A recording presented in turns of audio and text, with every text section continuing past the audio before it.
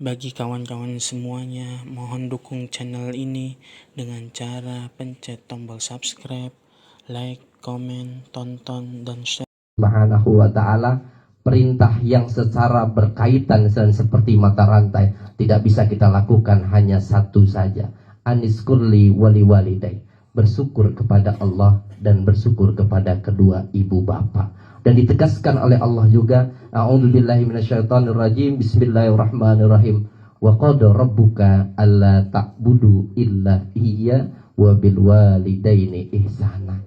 Seolah-olah Allah menggambarkan kepada kita semua, sembahlah aku sebagai Tuhanmu, kata Allah, dan janganlah engkau mempersekutukan aku dengan perkara apapun, kata Allah, dan berbaktilah kepada ayah dan ibumu.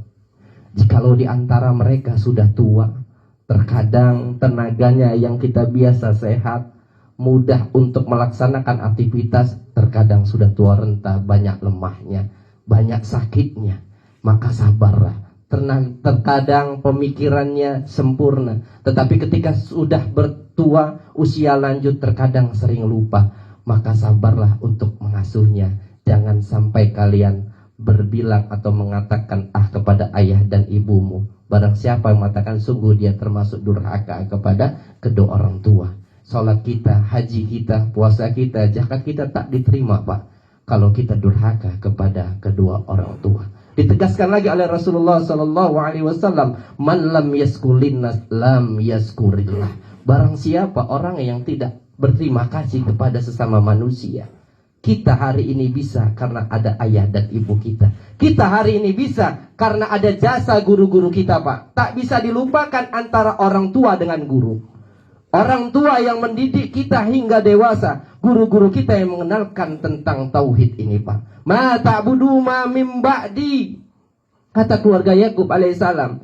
Bagaimana kelak nanti wahai anak-anakku, ketika kami tak ada, siapa yang kalian akan sembah? Bukan bagaimana nanti kalian sekolah, siapa yang membaik kalian.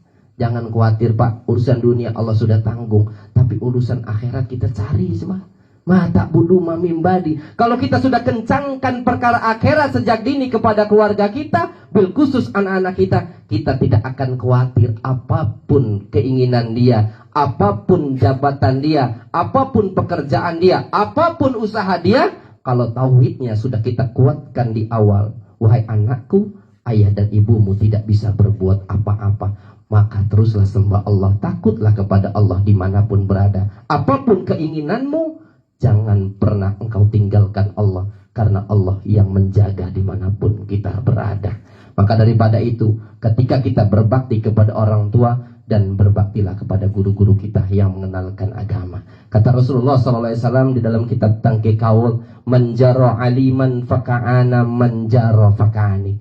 Kata Rasulullah, barang siapa sawan kepada guru-gurunya, Pak, baik guru ngaji, baik guru yang mengajarkan kebaikan, semuanya guru kita, Pak. Kita sawan, silaturahmi ke rumahnya, mau bawa sesuatu ataupun tidak, karena senang ingin berjumpa dengan guru-guru kita. Kata Rasulullah, sama saja melihat wajahku. Karena tidak ada yang bisa melihat Rasulullah kecuali Allah takdirkan dalam mimpi kita berjumpa dengan Rasulullah. Allahumma sholli ala sayyidina Muhammad.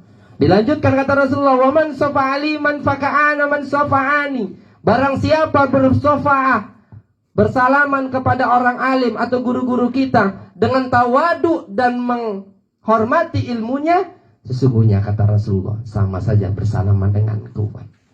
Dan terakhir, wa man jalasa aliman faka'ana man jalasa'ani fid dunya ajlastuhu jalasa'ani akhirah. Barang siapa suka berlama-lama duduk dengan orang-orang alim, guru-guru kita, maka daripada itu Bapak Ibu dirahmati Allah Subhanahu wa ta'ala, bila mana di kampung ini ada kesepuhan kita, guru-guru kita yang mengajarkan alif-alifan, samperi, minta doanya, minta karomahnya, minta keberkahan dari mereka, karena mereka lah yang menyebabkan kita kenal dengan Allah di samping kedua orang tua kita.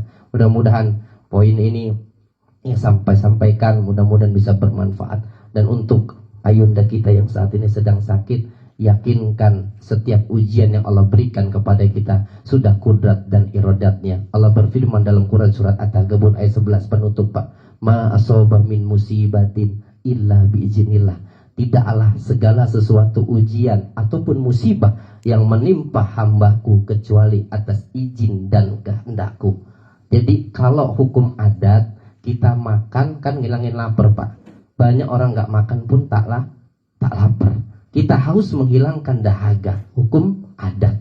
Tapi kalau kita berbicara hakikat, bukan karena minum, karena makan kita hilang lapar, hilang dahaga, tapi atas izin dan kehendaknya Allah Subhanahu wa taala, maka kita batalkan dengan membaca Bismillahirrahmanirrahim agar kita tak berharap kepada makhluk.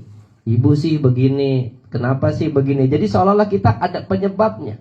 Maka daripada itu penyesalan itu, jangan sampai nasi menjadi bubur ketika sudah sakit baru kita ngomong A, B, dan C. Maka daripada itu lebih baik mencegah ketimbang mengobati. Maka daripada itu mau saya ikut cara Rasulullah SAW. Bila mana terkena, itulah yang dikatakan takdir. Jadi jangan pasrah dulu baru ikhtiar. Ikhtiar dulu baru pasrah. Dilanjutkan sama Allah. Wa may yu'min billah yahdi qalbah. Bagi orang-orang yang mau berpikir kalau semua ujian dari Allah, maka akan diberikan ketenangan dalam hatinya. Kalau sabar kan Pak, aja gugur dosa Pak. Sesakit apapun kita akan digugurkan dosa. Siapa golongan yang sabar? Alladzina idza asabathum musibah qalu inna lillahi wa inna ilaihi rajiun. Itu saja yang dapat saya sampaikan. Ikan cepat, ikan gabus.